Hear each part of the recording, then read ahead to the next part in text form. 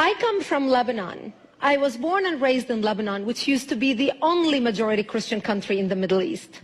We were open-minded, we were fair, we were tolerant, we were multicultural. We prided ourselves in our multiculturalism. We had open border policy. We welcomed everyone to come to our country because we wanted to share with them the westernization which we had created in the heart of the Arabic world. Muslims used to send their children to study in our universities because we had built the best universities in the Arabic world. They graduated and worked in our economy because we had built the best economy in the Middle East, even though we did not have any oil. Beirut became Paris of the Middle East, the banking capital of the Middle East.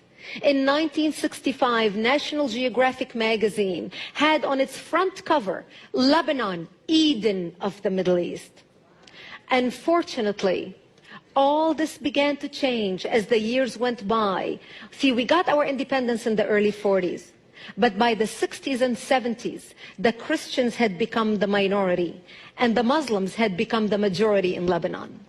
And as the Islamic population grew in the country became less and less tolerant because they started pushing for more rights that were not compatible with our Judeo-Christian value system that we had created.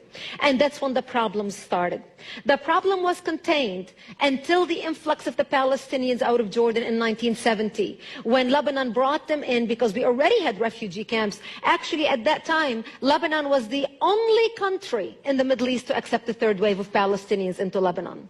The majority of them were Muslims. They put their heads together with the Muslims in Lebanon and declared jihad on the Christians. What they wanted to do is create a base from which to fight Israel, kill the Jews, and throw them into the sea. Something they tried to do in Jordan. Yasser Arafat and the Palestinians tried to do in Jordan, but they failed because of the dictatorship of the king. Yet they were able to come to Lebanon, use our open-mindedness, our fairness, our tolerance, our multiculturalism, and our democracy to topple our democracy. My 9/11 happened to me in 1975 when radical Muslims blew up my home, bringing it down, burying me under the rubble wounded as they shouted Allahu Akbar. My only crime was that I was a Christian living in a Christian town. I ended up in a hospital for 2.5 months. And as I laid in a hospital bed, hooked up to IVs in both arms, I would ask my parents, why did they do this to us? Why did they attack us?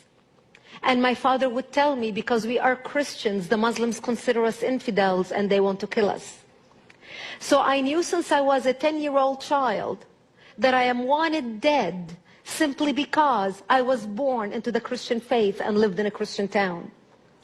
This is something so foreign to Christians in America.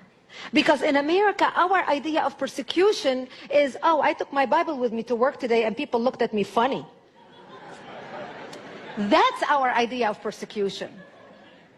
Where I come from, our idea of persecution is they want to walk into this church and start shooting at you and killing you.